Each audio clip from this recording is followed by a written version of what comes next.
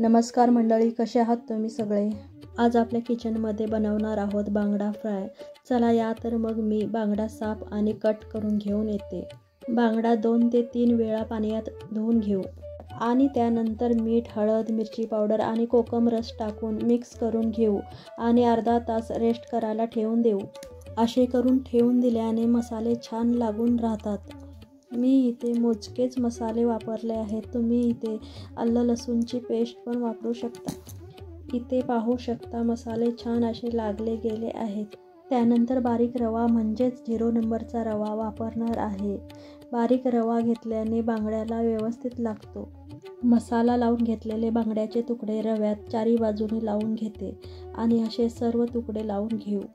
बांगड्याचे तुकडे फ्राय किंवा तळण्यासाठी मी इथे खोबरेल तेलाचा वापर केलेला आहे. तुम्ही कुठलेही रिफाईंड तेल वापरू शकता. खोबरेल तेलात फ्राय केल्याने चवीला अतिउत्तम लागतात. तुम्ही पण खोबरेल तेलात नक्की बांगडे फ्राय करून बघा.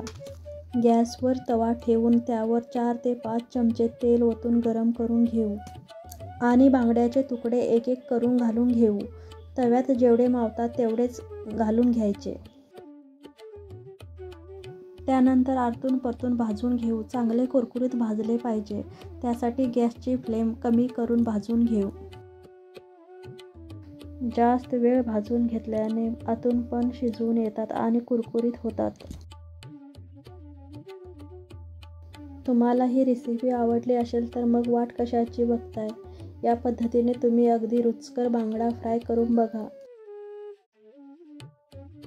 आणि कमेंट्समध्ये तुम्हाला पुढची कोणती रेसिपी पाहायला आवडते ते नक्की सांगा.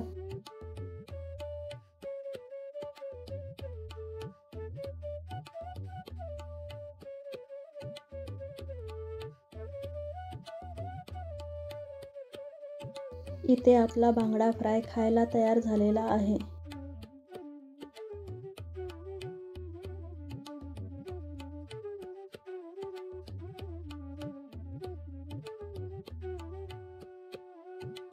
अशा प्रकारे सर्व बांगड्याचे तुकडे फ्राय करून घेऊ. बांगडे फ्राय होईपर्यंत चला तर मग चॅनलला सबस्क्राईब करा आणि व्हिडिओला लाईक आणि शेअर करायला विसरू नका.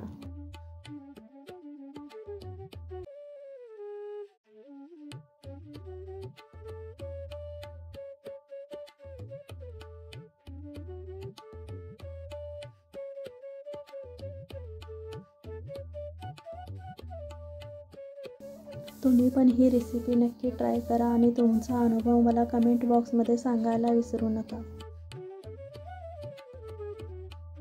पुन्हा भेटूया एका नवीन रेसिपीसोबत. तोपर्यंत धन्यवाद आणि काळजी घ्या.